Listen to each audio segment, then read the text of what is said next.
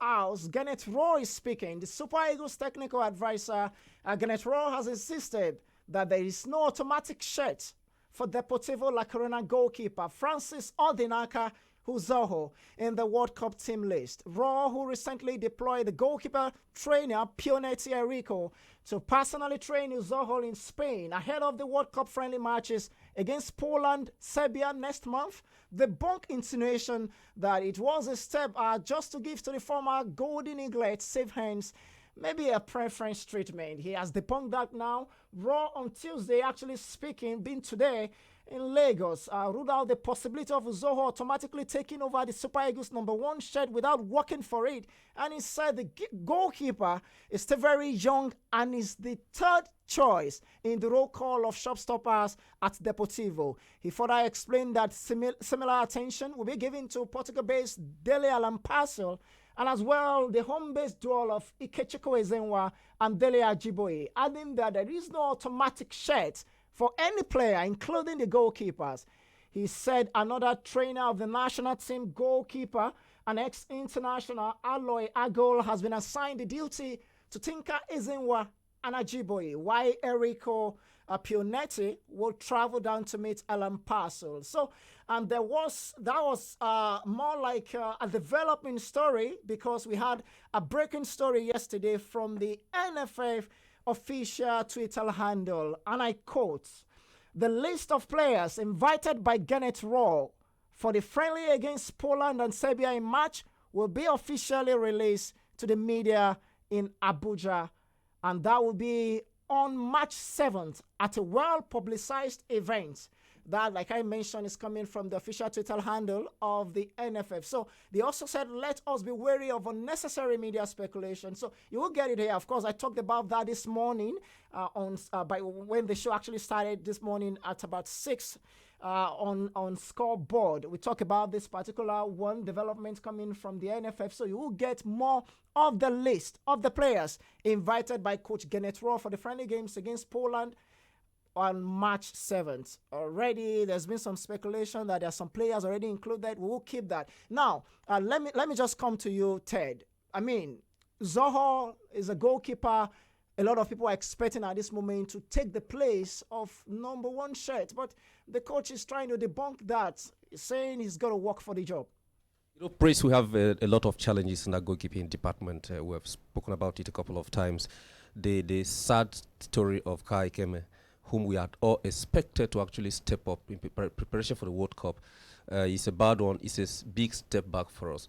But I can assure you that at the end of it all, the rumors we're having now might end up being just the true story. But do you really, let me just put it on now. Do you think Uzoho is actually the right goalkeeper going to the World Cup? Well, but Prince, we can't say right or wrong because he has not been fully tested. Of course, remember he just had 45 minutes in our other Not friendly. even up to that. Yeah, but he has been doing well in Deportivo. Even though of recent he has dropped back to the bench, he's no longer the first choice at Deportivo, which is a concern. Where maybe people are thinking or having the opinion that Raw should actually take a very big look at that. It's a department that we don't have. If anything happens to Ezenwa, we don't have a standard backup. And the exposure of Uzoho in Spain is a big one that we need to ride on. I think it won't be wrong if he deploys any artillery to see how they can actually beef up his fitness ahead of the friendlies. And then we should give him enough time during the friendlies to see what he can do. We watch him in La Liga a couple of times. We have seen the massive saves that he can make. He's good.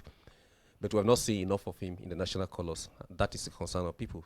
So I don't think it's all about people endorsing him, but the NFF should do the needful if they need to do that. Some national coaches are in direct contact with club coaches to see that they give their players first team position and play and enough airtime. Asenga came out 3 weeks ago after the transfer closed to say the reason why he let Giroud leave Arsenal to Chelsea is not because he wants Giroud out of Arsenal, but because Giroud should have more playing time ahead to play for France. All right. So if he could do that, then what stops a national team coach from doing that as well? Okay, let me come to Aminu Ibrahim. I know you're into handball, but okay, let me just put it. Ah, It's the you, ball. you if he tells you what he knows in football, you'll be surprised. Praise. I'm really ready to hit you on this. Aminu Ibrahim, are you not worried if you go out and take statistics of Nigerians about the squad we've had and the way we progress through the qualification series? A lot of people believe that over time we've had a better Super Eagles side, but the department that is a concern for a lot of Nigerians is the goalkeeping department. Are you worried as well? Yeah, definitely, because the goalkeeper is the last stopper.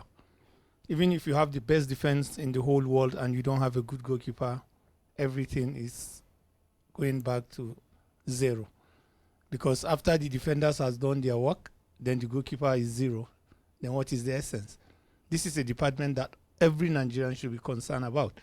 Because it's out of the concern that people were thinking of bringing this guy, Vicente Yama, back. Yes, because they saw there's no positive, substitute for him. And that is why people were clamoring, calling for him to come back. But if you have a positive replacement for him, we wouldn't have been going front and back. And that is why the coach is even going to send his goalkeepers trainers to go individually, which has not been done ever in the history of this country, deploying coaches to go and train goalkeepers in their various clubs. That is, I agree with what Ted said. You can get a direct contact with the coach in the club to give your players playing time so that they can be able to do well in the World Championship. Because if a player is not playing regularly in his club, he will be much rusty. World Cup is the highest tournament. Absolutely. Yes. Absolutely. Yes. Okay, I will still come to this because you mentioned Vincent Inyama, and a lot of people are saying, can't we still have this guy back into the team? Why? Because Kali Keme, who was almost like the face of the goalkeeping department, immediately Ganesh took over. Not even him, even under Olise, and we lost Vincent Inyama to the saga with Olise alongside with the NFF. He was the face of the team. I remember at Levi Walasawa Stadium in Zambia, he was the goalkeeper for our first qualifying game, and he did excellently well, in fact. But now he has a leukemia that he has to, of course, is on that treatment, and for now, is not someone we can be looking forward to proud to World Cup. I mean, it's just less than 4 months from now. Now, I still want to put you through on if you have your chances of speaking to Gennett Raw at this moment, do you think the right option now is to start training these other goalkeepers? Or perhaps just go talk to Vincent Inyama now that come back to the team, even though he said in quotes now, it's not likely Vincent comes back, but do we need to beg him now? Or just forget about him finally and just look forward to these players? Yes. Forgetting about Victor is the best option because Vincent has not been playing. Yeah, of course. When was the last time he played in the league? Even in his club, he's always on the bench. But these goalkeepers we're talking about, they are playing. They are playing. So even they don't get regular shit like the goalkeeper in Deportivo, you understand, at least he's in a club and then he plays. It's just these few times that he has been sitting on the bench. So if the Gennett Roy will speak with the coach, he will understand with him because of the World Championship coming ahead and give him more chance to play. Okay, let me come to Mary. What does it mean to go to a tournament and at the end of the day, you're not with your best legs? I mean, how best can you perform? You go for a tournament and you don't go with the best crop of, players that could deliver. How best can you get results? The truth is that if you don't go ready, you cannot really perform. You have to go with your best, because I don't see why you would go for a competition without getting the best. Like, you're going to fail. Okay. So it doesn't really make sense to me, Just though. to escort other teams. Yeah, you understand. Just to go and take a position behind. So if I ask you to, advise NFF now, because the preparation is on, and to be honest, I want to credit NFF for like you mentioned earlier about having the NFF planning to have trainer coaches, going to train these goalkeepers. We've not had that in recent time, and also even the lineup of events, quality friendly. Amaju Pinnick, the president, promised us that, and I think in that regards he has delivered. Yes. But for you, what is it that you still want NFF to put in place ahead of this in recent time, World Cup, we've always had issues with money not given out at the proper time. Shambolic preparations for tournament. That reminds me one of the incident. Not going with the balls. Yes. So, Or Mary, them not getting their visa. that's common in other sports. So, really, what could be your message to them as we just approach these preparations for the World Cup? Well, I would say that they should pick the best. They shouldn't be sentimental, or they shouldn't pick people because of their connection with them. But they should pick the best to go and represent Nigeria so that we come home winning the cup. All right, thank you for that. Just quickly, let me take you to CAF, Confederations of African Football.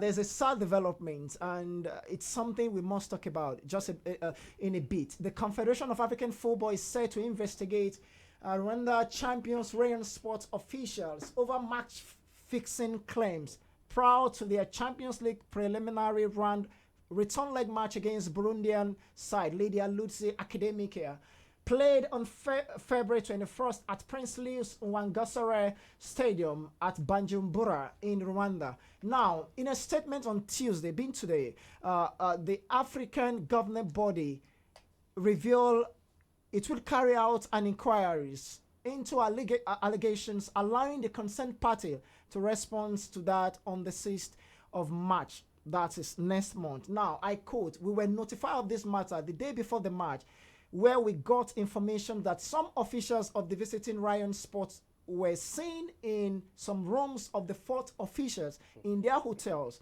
and also part of the officials were presented some special gifts in quotes, and that was actually translated in French. And following a confrontation by the host team officials, they tried to rush out of the hotel, but police actually detained them. Now, it's a concern. Match fixing. I want CAF to look into this. CAF Champions League is the biggest club tournament in Africa.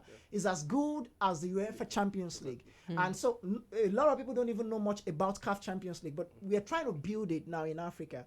And now you're having reports coming from match fixing. Ted. Praise, funny enough, this will not be the first time such a thing is happening. Yeah, But it's the first time that CAF is taking a bold step of even trying to reveal CCTV footages from the hotel in Bujumbura to see and identify the faces of those people who were concerned. If you bring it back home here in Nigeria or Africa generally, bribing or giving incentives to officials it has been established as formal. If I travel with Ogaminu Ibrahim as referees to any state, we travel a day before the game. Who hosts us? Not just the FA chairman, the state governor, and most of the teams are owned by state governors. The state governor hosts the officials in a very good hotel, gives them very good money and other things, very good meal. They eat. They are paid their allowances by the FA for doing that. But then the money they get home with is much more than what is expected for them to get. How do they get other money? So if they are looking into that, they are going to look into a whole lot of other things, trying to make sure that home teams as well do not have access to officials prior to the game. It's happening here in Nigeria. I know the LMC and the NFF are trying to do everything possible to make sure that is addressed codedly, but it's going on. I don't know whether you understand what I mean, Ogamini. I do. When When you arrive for a competition, the state governor is the CEO of the football club. Yeah. He's the host. There's interference already, and he's getting at that level to the CAF. That means it has been going on, but CAF never knew, or CAF Always. themselves were compromised, because when CAF hosts meetings, event, yeah. who hosts them? The state president, apart from the FA chairman, the president of the state receives the CAF president himself. Okay, because we're going to talk more about this, and we'll link it also to other sports. Thank Yes. God we have Aminu in the studio, ex-handballer, so he's going to tell us more about what he also experienced during his playing time. Sure. But that will be just after this moment. Please, just stick around. Wait! We can't stop! We just can't stop! Fighting for human rights. Allahu Akbar Allah.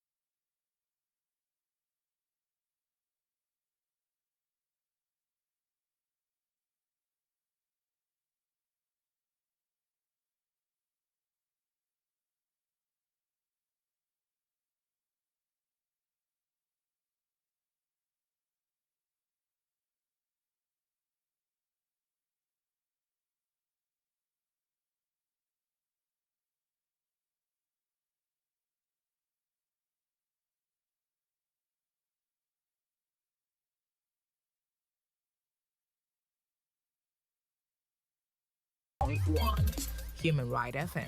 Radio with a difference.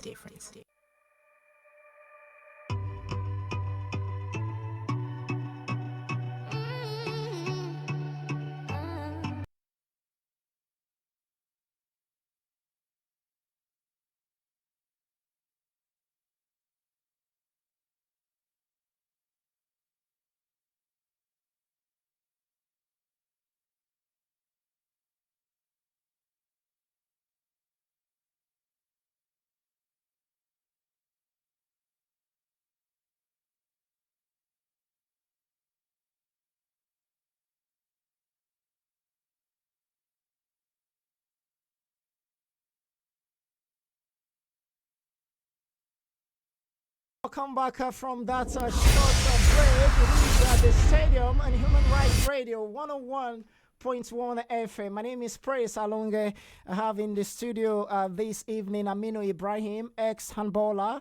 We have Mary as well and Ted. Now we've been talking about events coming in from the Nigerian Football Federation where Garnet Rowe actually made open that the goalkeeping department is still open to all other goalkeepers. And we just tracked before we went on that break what's the development is on a sad note, really, from the Confederations of African Football, where there's been some allegation of match fixing. Now, we'll switch focus straight and talk a bit of handball, where a tournament just finished in the nation's capital, in Abuja. And of course, we've got a pleasure, Aminu Ibrahim, an ex-handballer, to just tell us more about what transpired in the event and how, for me, I'm so delighted when you talk about grassroots because I'm one of those that believe in the school of thought that it's the only way to harness talent for any tournament in any sport. Aminu Ibrahim, over to you. Tell us more about the tournament and the success story achieved from the just finished and concluded grassroots tournament in Abuja. Thank you very much, Press. Yeah, there was a tournament hosted in Old Parade Ground by the zonal rep of the North Central, Mrs. Halima Samuel, with her center, which is called Center of Greatness. So they hosted the under 12 boys, under 12 girls, under 15 boys, and under 15 girls in preparation for the national under 12, under 15 that is coming up next month in Lagos for the zone to discover talent from the zone, which comprises Niger, Nasarawa, Plateau, FCT, Kwara, Kogi. Okay, let's talk about the impact of this tournament on the federation as a whole. What did you say? Have you been able to see talent well developed that we can be proud of, like in the next 4, 5, 6, 7 years? They might just be a national hero. Did you see any glimpse like that? Very, very well. Very, very well.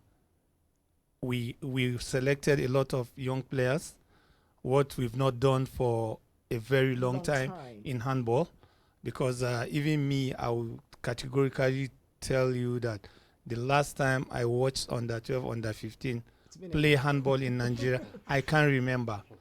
Only when we go to Sweden, Spain, that is where we see it. But or Egypt. But with Halima, we saw it. Ex-international players were there. Everybody was happy because of the talent that we discovered in those categories. The boy that won the under 12 most valuable player was given scholarship by an ex-international handball player, Uma, with the cash backing of 100,000 naira. Wow. Mrs. Mary Onyale, Omagbemi, of course, those she came too. Okay. She awarded the girl that won the most valuable player for female from Plateau. She gave her a scholarship for 1 year, which is awesome. That particular player that I'm talking about from Plateau, her father came to the stadium and told the coaches that he doesn't want his daughter to play handball. Wow. And even during the screening, because I was the technical chairman for the screening, I screened her out. Later, I now check on a second check. I asked her some questions, and she was able to answer the questions, and I returned her back. You see how destiny work. And she won the most valuable player, and she's having scholarship. So now when she goes back home, That's lovely. when she goes back home, the father will be the person that will carry her to the stadium. Sure. And this is what we are talking about. And this tournament, Praise, if I will tell you, Mrs. Halima hosted 250 young children with their coaches, with her own hard-earned money, without government support. She fed them, she accommodated them. Well, you know what you do for me? Please, we'll talk more because of time on this. And part of the athletes that were, involved, I don't know if you can help us get them into the studio. Let's talk to them. Sure, I can. Let's look at, that tournament, because that is just the way to get grassroots young boys back into play. I believe there are a lot of talent in Nigeria, but because of time, time is really fast spent on this show. But let's just pick some calls now. Just quickly, make it breezy, okay? And turn down the volume on your radio set. Now, the line is 081 89 99 1011. 081 89 99 1011. Once again, the line is 081 89991011. Please turn down the volume on your radio set. Okay, please. Let's get it. Hello. Hello. Okay, you're live on radio. Good evening and welcome. Yeah, thank you. Good evening. Yes, tell us your name and where you're calling from. My name is Moses. I am coming from Cuba. Okay, Moses, quickly make it breezy. Let's have your thought. Just the comments. I don't know what is on. What is on? Okay, we're talking sports here. I would like you to listen more. Okay. Yeah. All right, please keep listening. Thank you so much for calling. Thank you, Moses. 081 89 991011. 081 89 991011. Let's have your thoughts. While waiting for the line quickly, let's also talk something very close now. The Athletics Federation of Nigeria declared yesterday that it was investigating the sudden disappearance of a national athlete, Emmanuel Bamidele, from the Gold Coast 2018 Commonwealth Game Camp in Port Harcourt. It's not the first time, Praise. Oga Aminu will tell you, athletes disappear from camps a lot of times. I know this is a very heavy sports year. The Commonwealth is there. We have the World Cup. If some players had not even been given national call-up, some would have even ended up playing for other countries. Please, let me just... Hello, we have a caller. Hello. Oh dear, please, we lost that one. Please keep your calls coming in. 081 899 081 8999 1011. Time is really fast, man. And quickly, let's talk about the same boat. From athletics to football, how possible is that? It's very possible, Praise. He has demonstrated that he can play football. Remember one time he trained with Manchester United while he was still participating in the Golden League in athletics. And he declared that he wants to play for football now officially. He wanted to play for Real Madrid at some point, only for me to hear that it's actually Mamelodi Sundowns of South Africa. Okay. So he actually confirmed that on his Twitter handle, yes. But we'll wait for Mamelodi Sundowns, a club in South Africa. In fact, they participated the CAF Champions League last season, and they did incredibly well. So it's going to be massive. The economic, the business side. That's a massive deal for them to have both play for them alone. Can't we have boats to come and play for AIM? I said it. Why can't we play for Plateau United so that we'll sell him to the continent, the Champions League? We just tell you our league still needs to develop. Unfortunately, guys. Time is really fast spent. Thank you so much. But I will tell you just something that went down quickly. We'll track more tomorrow by 6. Do join me then, okay? I will give you the results of actions from the Nigerian Professional Football League, where we had rescheduled matches, just 3 games. Plateau United, champions of the league, against Rangers International, 7-time winner at Jos, and also at Akpeaku Stadium. It was Lobby Stars in action. MFM as well also was in action in Akure. So we'll give you more by 6 tomorrow in the morning. And that will be on Scoreboard Show. Do join me by 6. I promise that it's going to be a massive. Just give me your time, okay? Wake up early and listen to this show. I really want to say thank you to Amino, for coming. It's a pleasure, really, for me as a person to host you. Thank you very because much. I really Praise. respect, former athletes. Thank you so much for coming. Thank you, Praise. Ted, you've always been here, so Right you've on. been it's a pleasure. And Mary, the lady in the house, yes, the Porsche, the Tush. It's a pleasure to have you. Thank you so much for coming. Thank you. Unfortunately, I really apologize. I couldn't pick so many calls. I would do better tomorrow. Thank you so much once again, Abuja and Nigeria, for listening to this show. Join me by 6. I see Human Rights Radio 101.1 FM. Stay tuned and keep listening to the best in music and, of course, program. My name is Praise Alonge. I'm smart and slicky. Good night, sport fans. Beyond Radio 101.1 Human Rights Radio. I know you're gonna dig this. Redefining broadcasting.